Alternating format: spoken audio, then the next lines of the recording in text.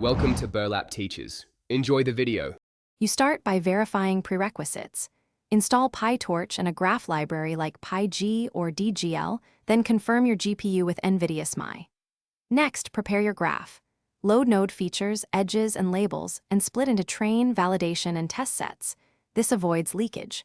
Decide the task early: node classification, link prediction, or graph classification, because that choice defines model outputs, loss functions, and evaluation metrics. Once done, set random seeds and small sanity checks to ensure data shapes match expected tensors. You now design the network.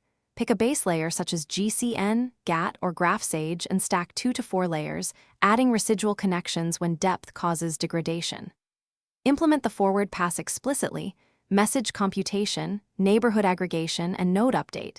Then apply activation, dropout, and batch normalization as appropriate.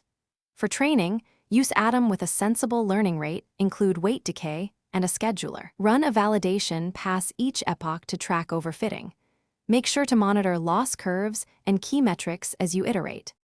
You finish by evaluating the saved best model on the held-out test set, reporting your chosen metrics, accuracy, F1 or awk, and generating diagnostic plots like confusion matrices. Once satisfied, perform a targeted hyperparameter sweep for learning rate, hidden size, number of layers, and dropout. Use early stopping to prevent overfitting. Finally, export model weights and serialize preprocessing steps so inference is reproducible, and implement batched inference for production. If performance drops unexpectedly, check data leaks, class imbalance, or